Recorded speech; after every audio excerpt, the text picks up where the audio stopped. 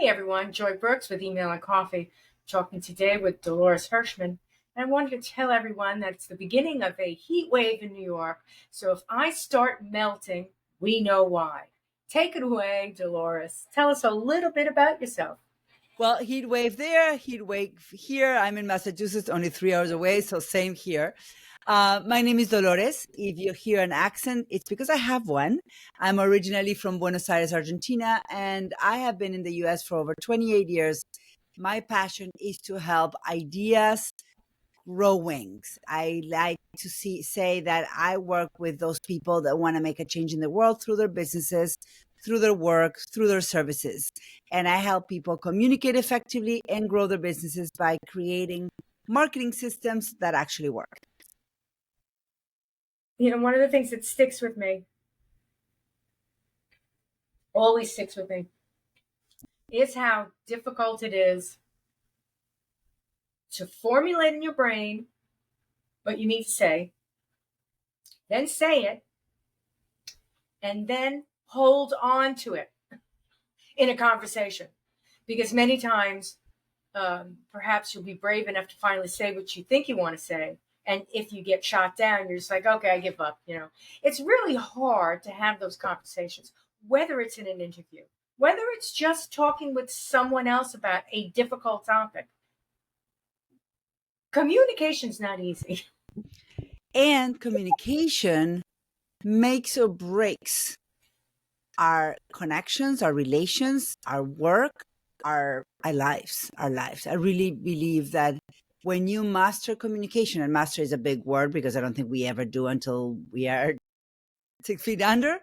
But as we intentionally and continuously look to master communication, you can experience your life expanding, because the proper communication or effective communication or powerful communication is the bridge to anything we want to create in this world. I strongly believe that. Well, you know, we're social animals, so communicating is going to be the first way we do it. You know, We obviously hope. action. Yeah, actions really tell, because we talk a blue streak and then never follow through. We're not talking about that right now, although we always could. But you know, it's the hardest thing for me in many cases is having a difficult conversation where either it just happens or you have to have it. So whether it's that that discussion in a working atmosphere, or perhaps it's on stage, if you're given the opportunity to go on stage, um, or even in a podcast, even with your husband, with your children. I mean, everything that we do is based upon that concept that we have a thought and we want to clearly exchange the thought so that perhaps the actions follow. So when you're working with people, or if you're yourself preparing for a talk, what are some of the things that you use first to prepare yourself? I mean, really, base one. Oh, I've got to do this. So before you even formulate what you're going to say, we need to set the mind, call it mindset. Like, it's almost set the mind. What I mean by that is, like, it's like a radio, and tune the mind to what is it that you're looking to create in that conversation, in that time on stage, in that moment that opportunity you have, right? Because, and I can't stress this enough, because whatever you believe will come true. So if you believe that you're walking yourself into a difficult conversation, just by believing that, you actually creating something that could be difficult into ensuring that it's difficult. So first of all is, I like to believe that every opportunity, I like to be intentional on my mindset. And I like even if it might sound a little bit Pollyannish, and it might sound a little bit like a strategy, because it is that well, we could qualify something as it's going to be difficult, it's going to be hard, but what if I can, before I even walk into that room, set myself as like, what if this, which might be hard, might also be the biggest opportunity in my life? What if this that I need to do, I have a lot of hesitation of doing, I have a lot of emotions around it, but what if I can reframe it as something that is important in my life and make it what I want to make it? So first, setting the mind. Once, and getting really clear on your vision, like what happens at the end of that opportunity? What happens when you leave the stage? What happens when you finish that conversation with that person? What would you want to have happen? You know, you could say we're 50% of a two people conversation, or we're 100% if we're the only ones having a clear vision and setting an intention. Because if the other person comes not prepared and not clear on their vision, your clear vision and energy will take over. It cannot not, because you have streamlined clarity and energy against chaotic, confused, non-streamlined, not organized thought process.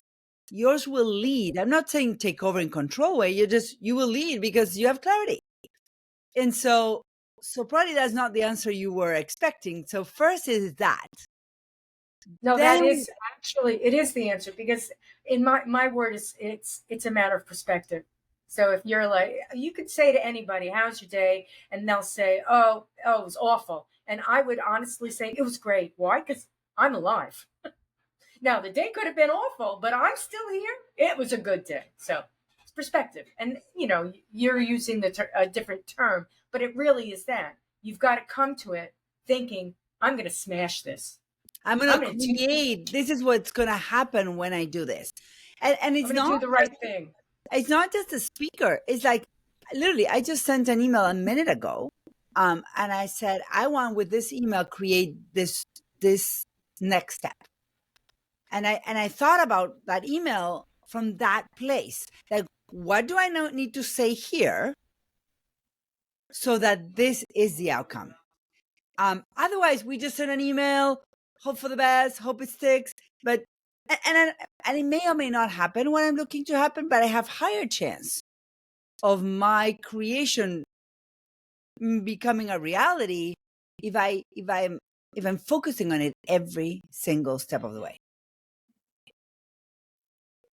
It's not, I've gotten past the point of that. The term is, what is the term? When people say, it's not mind over matter, but manifest. Okay, the term is manifest.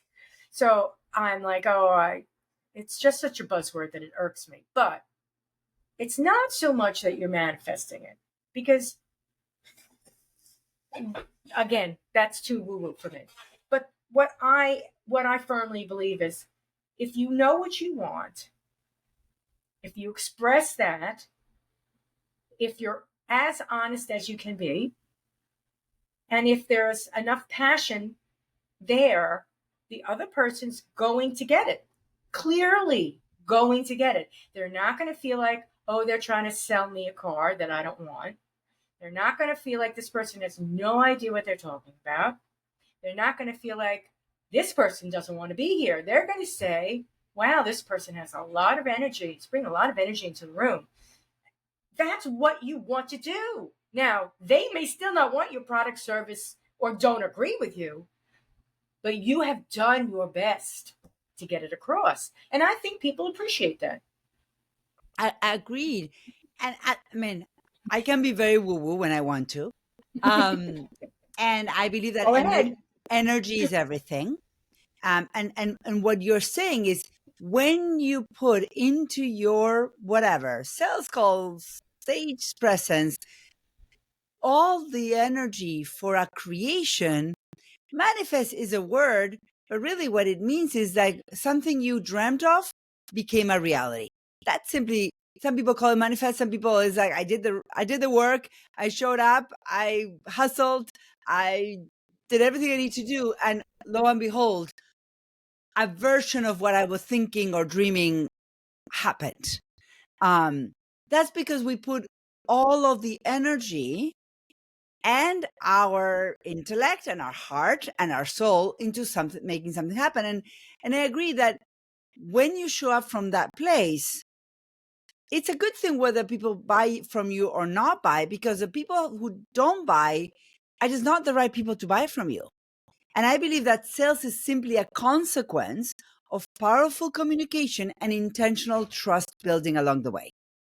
So if you communicate clearly and powerfully, if you build trust by giving generously and showing up consistently and supporting the other person, listening, like not pushing your stuff down people's throat, but being in conversation, whether it's one-on-one or you and I are having a conversation. But the reality is that I'm right now having a conversation with every single person who's listening to your podcast. They're not here, but I'm taking them into consideration. I cannot hear their thoughts, but I hopefully hear them through you because they're your people. So when we do this successfully, then the sale is simply a consequence of really great work done along the way. And it's at the end of a journey or and the beginning of a new one. Now, here's the other side of that same coin. You're trying really hard. You're a nervous person. You're uncomfortable. This is not your thing, but you know you have to do it. There's no, can somebody else, raise your hand who else wants to do this? So you're having that difficult conversation, or let's say you're on stage and it finally dawns on you, oh my goodness, I'm petrified. Or you're getting pushback in some way, shape, and form.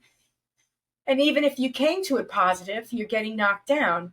What type of methods or thought processes or a mindset can help you in the moment, because you can't go run and hide? I love it. So first of all, that is great news. If it doesn't scare you, it's not a big enough dream. So that's great. Second, I believe that we transcend our fears and what gets us in the way when our passion for the work that we're doing or the reality we're looking to create or the movement that we're leading is bigger than our fears. There's like a tipping point where I am more committed to making this happen than committed to being small with my fears. Okay? Like, I can honor my fears and stay in a corner and not get out, or I can transcend them because I am more committed to that. It's just a matter of what are you committing to. I know it sounds weird and it sounds scary, but it's like, where is my attachment to? And for many of us, we are committed to staying small and within our realm of fears until something comes to push us out of the nest or out of the gate. And that's true for all of us. Maybe for some it takes longer, less, and third is if your tummy is not in butterflies or your hands not shaking or sweating before you are on stage, then you are missing this part of the adrenaline. Like, I get nervous before I get on stage, and I've been on stage for years. So the question that you asked me is like, so how do you self-manage? How do you feel the fear and take on the mic anyway? Feel the fear and walk on stage standing tall and powerful anyway. One is like that realization that I'm not pushing away the fear. I see you, fear, like allowing that to be in your energy together with the excitement of what you're about to do. Like, a lot of people say, well, push the fear away, like, put it in a closet, lock it down, and just focus on the opportunities. Like, yeah, that's positive psychology. It doesn't work.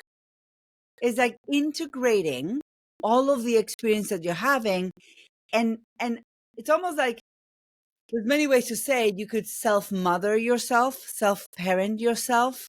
But basically, know that you are a multifaceted being, and you're about to go on stage and you're feeling all the feelings, and you can say to yourself, Fear, thank you for keeping me honest and making me extra prepare, but I got this. So how do we self-manage is we call forth our highest version of ourselves, and we invite that version, which is as equal as the fear version and is equal as the I want to run away from here version, and say, hey, all of my versions are at play right now, but let the highest version of myself walk me on stage in this moment. And how do we even are able to pause to understand which version is at play and to switch? We do it through breath work. And this is seconds. This is self-awareness, breath work, and clarity of who do you want to walk on stage with. Like, I can walk on stage with my most fearful version, and it's going to be a disaster. I can walk on stage with my judgment version, and it's going to be a disaster. Or I can walk on stage with my self-leader version, and the other people kind of like checking along. But through awareness and decision, you can decide who you are being on that moment on stage. It makes me think about myself, and needless to say, I'm always thinking about myself. Who else is there to think about? That's the only thing we can think about, because we see the world through our shoes. It's not selfish; it's a reality. And why I haven't done some things, and a lot of people say, "Oh, you're just afraid. You've never done it," and I say, "Yeah, you're right." And then I think to myself, the end. I'm afraid. I don't want to do it. But what I'm thinking now here is that it's not only that I'm afraid; it's just that I don't value the risk. There's nothing at the other end. It's like, okay, so I jump off the cliff into the water, and like, what do I get out of it? Am I going to be it's all we operate and we transcend that holds us. I wouldn't say small, I would say boundary. Like, we operate in this realm of comfort. Like, for me, I've been working and building my business, and this year, the last couple of years, but this year specifically, I have been stretching, and it scares me, and I can see how I procrastinate, I delay, I go around the conversations, I don't respond on time, because I'm in the space right now of acquiring businesses, and half of my brain is like, I'm ready. I've been preparing all my life for this. I know what I need to do. I have the right support and the right resources. Half of my brain is like, who do you think you are? You're just a mom who you don't know anything. What do you think you're going to be buying a business? That sounds like a big deal, which it is and it isn't. It is if you make it a big deal, if you make it difficult, if you make it hard, but you can also break it down and eat an elephant one bite at a time, right? you're just having another baby? That's all you're having. Exactly. Thank you for that. Yeah, because I'm good at having babies. I have 4 of them, and they're great. So and actually, I love what you said, Joy, because that's actually, as a coach, I do a lot of that. Is that I do think of it in those terms. I do have 4 children, and my husband and I have raised great kids, and they're young and they're 19 and up, but they're all in their path. They're finding their way. They're doing the work. Different layers and levels of experience, but they're out there doing their thing, right? And I do tap into things that I feel proud of and things that I feel I've accomplished, to this day. There's always more. And it's actually a coaching technique. It's like you tap into something that once felt really hard, and now you look back and it's like, oh, it's done, or it's accomplished, or it's mastered. Like silly things. Like once we felt like tying our shoes was really hard. And then we learned to tie our shoes, and now we don't think about it. Once we had an experience of fear when we were first riding a bike. Now we ride a bike. Like, there's so many tiny things that we underestimate how much effort it took to master them. And there's tiny and there's big, and we go from tiny to big. But when we are facing something that is scary, we can actually go back. It's like, okay, once I thought getting an employee was the scariest thing to commit to payroll, now I have 12. Like, and it's all good. Like, it's just relying on our past accomplishments to connect with the confidence we need to get that next step. Because in 10 years, I'll look back, it's like, oh my God. Like, in 10 years, I would have said, I didn't know I could buy businesses, but I did. I didn't know I could sell businesses for multi-million dollars, but I did. And in 10 years, I will have accomplished a lot of things that right this moment, in this moment, it's like, who do I think I am? Right. And, it's very important. We need to recognize ourselves or the things that we have done and really rate them for ourselves and understand. I call it the toolbox. I really do. I'm famous for saying it's in my toolbox. So everything you've done in the past goes into your toolbox, and when you do the next thing, you open your toolbox, and there you go. Now, there are also transferable skills. There's so much involved here. Life is really about challenges, something that looks different, but it's just made up of, I'm not sure how to do this. I've never done it before. I know how to do this, this, and this, but I don't know how to do that, that, and that. And that's really more important. And then deciding, do I want to do this or not? And if we say, if we constantly say no, that's one game. And if we make specific decisions, that's another. And if we say yes to everything, yet another. And there's a whole spectrum to that. There's a whole spectrum to that. So I'm reminded that again, the buzzword is imposter syndrome, right? And again, I don't like that word because all that it means, it's not imposter syndrome. I'm not saying to myself, who do I think I am, Superwoman? And actually thinking I'm Superwoman. No, it's who do I think I am, Superwoman? I am saying that. And the point is, there's a lot here. Can I do this? I don't pretend to be Superwoman. I do pretend to be able to do this small task. It's not so much imposter syndrome as here's a challenge. It's big or it's small, but to me, it's a challenge. I'm afraid to face the challenge. It could be speaking. That's a pretty big challenge for all of us.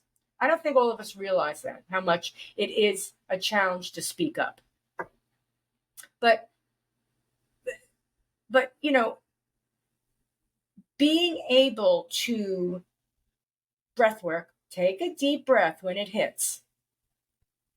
And that's not woo-woo. It really, if you can control yourself, the first thing you do is you're controlling your breath. Mm-hmm. You can control yourself and start pragmatically, what's the next step? It's really that simple. I need to get over there. What's the next step? Every journey starts with that one step. Again, for me, so I have spent many, many years coaching a lot of people, how to get on stages, both the what to say from stage and the mechanics of how to get booked on stage. And I actually even built one of the largest stage agencies out there. If you asked me 5 years ago, 6 years ago, when that hadn't happened yet, it's like, would that is even possible? And I was like, not at all. But here's something that you'll probably laugh. I remember 2019, I had a small speaker agency where I would help people get on stages. And I was in conversations to build a bigger version of this with a partner. And I was like, how will this even happen? And I remember I have a visual learner, and I think in moments, and I remember where I am when I think things. I'm in a yoga class, stretching, and this whole vision came to me. It's like, oh wait, I will have strategists, and strategists will manage agents, stage agents, and we're gonna have one strategist, 5 stage agents. Each agent will have 10 clients, and we can actually scale. Like, the whole structure of how to do it came so clear. And once that happened, I could come back to the conversation with his partner and say, okay, now I got it. Because I remember being in that conversation saying, yeah, I want to do this, but I have no idea how this is going to look like. So I'm going to pull back, because when we don't have clarity, it's almost impossible to move forward. And for me, it wasn't the big clarity of everything. I just need to know, how would I even scale this? What would be the team structure to do this? And I needed to see that and communicate that. And then together we co-created what the rest would look like. Like a journey, and every step, you simply need clarity on the next step. I always say, when we're driving at night in a new moon, when there's like no light, right? We drive our cars at 60, 70 miles per hour down the highway. And what can we actually see? Just as far as our beams, our car beams will show us. Not 1 inch further until we move forward, right? And we go fast, and we don't doubt it. We trust that the road will continue, that there's not a precipice, and that even if there is, our car will show us enough to know that that's coming. And so in life, it's like driving a car at night. It's like, what is the minimum amount of clarity that I need just to keep on moving forward, and trust and know that the next layer of clarity will reveal itself only through my forward action. Because many of us sit here and say, okay, show me the whole road. I want to see here my 100-mile journey. I want to see it clearly here, like if it were daylight in the middle of the night. I want to see it. And then I'll start putting my foot on the accelerator and mile by mile drive it. And I'm like, no, just put your foot in the accelerator. Know that your beings will show you the way, and trust that it will continue as you keep on moving forward. And that assumes that there's a passion there. And that there's trust, and then there's commitment, and and there's a desire to go on this journey. Mm-hmm. Yeah. And none of us would leave our house if none of that was there. Like we leave the house in the middle of the night or on a bad weather day, because we are committed to arriving to wherever we're going. So, it makes me think of there are people that have something in mind. They have a vision in mind, right? And like you said, they may not have the whole vision. They've got something, and they know in their heart, they know this is great. I can do this. And then there are others that, how do I explain it? They're doers. They don't even have a vision. They could just do stuff. It's almost a miracle to think about. Like, they're the ones that see the visionaries, and they partner with those, and they do great things. Mm-hmm. Because they're doers, right? Mm-hmm. And then you've got, and I'm just going to say it, you've got bullshit artists that are very talented people that could say the right thing, look the right way, and talk about absolutely nothing for an hour, and everybody comes out thinking, I'm saved. And they've said nothing. And then you've got the rest of us. So knowing who we are, it's not a bad thing. If you're a visionary, you're saddled with with a particularly difficult task, because it's your vision that no one else can, all right, I'll say it, manifest. If you're this doer, all you're looking for is other people that, you recognize their fire. Mm-hmm. Mm-hmm. And if you're the bullshit artist, it doesn't really matter. You could do you could do anything. And that's the amazing thing, is that these three things are incredible talents. The bullshit artist is the politician. No. But can be, right? I mean, I think that, so I like how you define. So what we're really saying, it comes down to the concept of leadership. Visionaries, good visionaries who have clarity of what can be accomplished will manifest through others. They will manifest through the people that they can inspire through their vision, and they can actually empower the people that surround them to co-create with them. And I agree, there's doers who need a visionary and someone who's a leader. And they commit to that person, that movement, that vision. I'm repeating myself. Because it aligns with their value system. It aligns with something in them that gives them fire. And that match, that those two personalities are matches made in heaven. And those two personalities can create incredible opportunities for all of us. Now, you say the BS person, right? BSers. Like that. BS. In some ways, It's my show, I can curse. Is I think that sometimes those people are incredibly communicators without a toolbox for creation. Yeah. They can inspire people, but they just are missing the part to make that inspiration into a creation. And so in some ways, I feel sorry for those people, because they're living money, and quote unquote, they're living opportunity on the table, because they have the capacity to lead through their words, lead through their energy, but it comes out empty. And so it's just a visionary without leadership, is what I call those people. Mm. There's a lot, there's a lot of people that I'm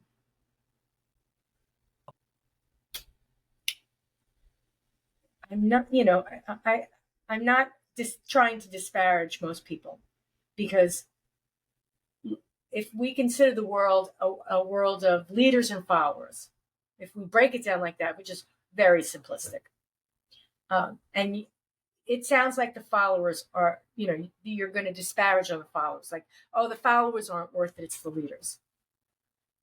Well, that's not necessarily true. And we have to understand that for all the people that can fire us up, right, and that can help us find a way so that we follow, we're also leaders for others. Always. So it's not as black and white as it appears.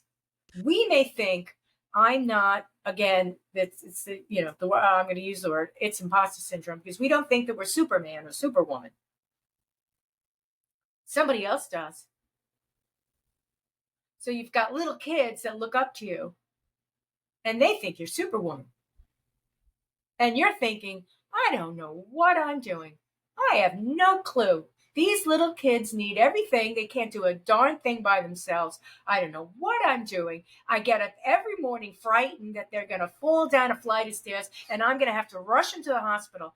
And they're looking up to you and thinking, my mom is the best thing in the world. She knows everything. She can make everything better. It's amazing.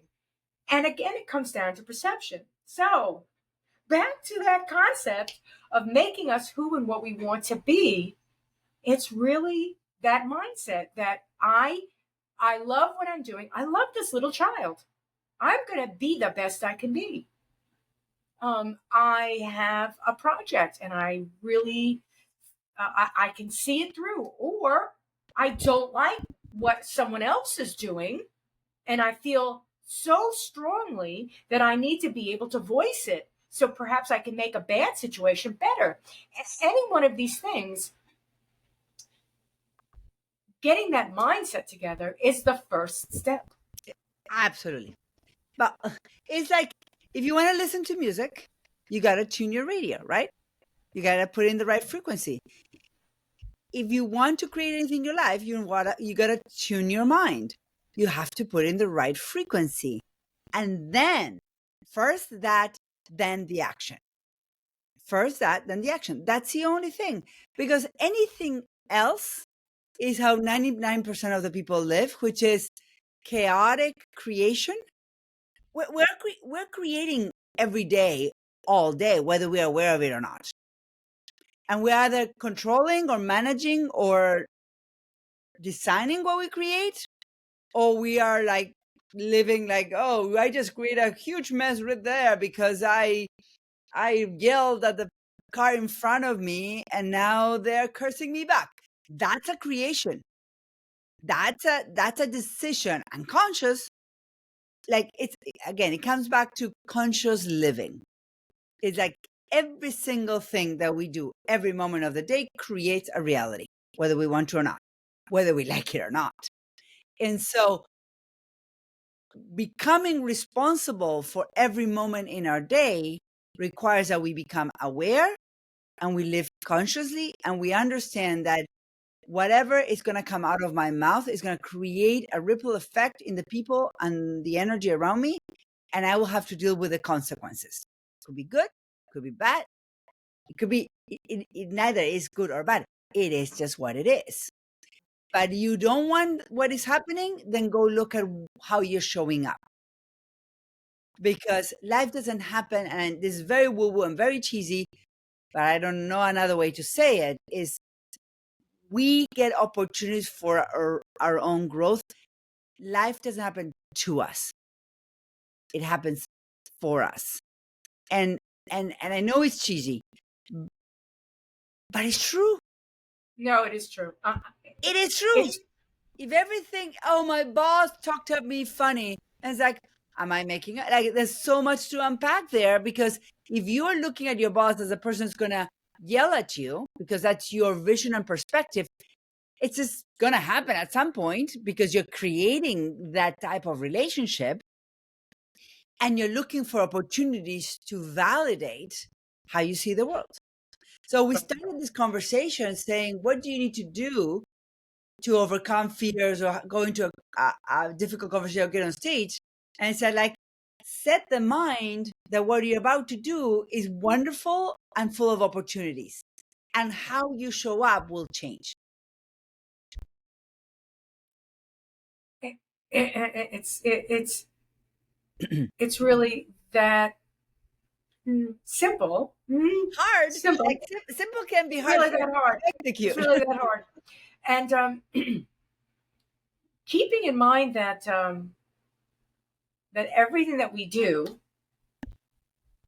we have the ability to remember it and say, well, that didn't work out the last time I did it that way. So perhaps, change it up a little bit, or think about it constructively. What didn't work the last time I did it that way? Was it the way I said it? Was it what I said? Was it when I said it? As you said, be particularly mindful of what's going on and put it in your toolbox and take it out. We often repeat ourselves. We do things unconsciously the same way, without even thinking that that didn't work the last time. Why am I doing it exactly the same way? Exactly the same way. Yeah. And I don't know the answer to that question, because I will often do that myself. sometimes we're rushing and therefore we're unconsciously doing something. And then we're just repeating patterns. Yeah. Not seeing where you're going and tripping. How many times have we done that? And why are we tripping? Because we're rushing and we're not seeing where we're going. Is there the right way to rush? Perhaps don't rush. But it happens to all of us. So what is there a particular secret? It's not really a secret if you tell it, but is there something that you have recognized in your life that you could share with others that is particularly important? I mean, it's not earth-shattering, but it is particularly important.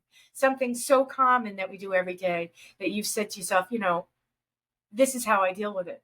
And it happens to me all the time. And I deal with it this way.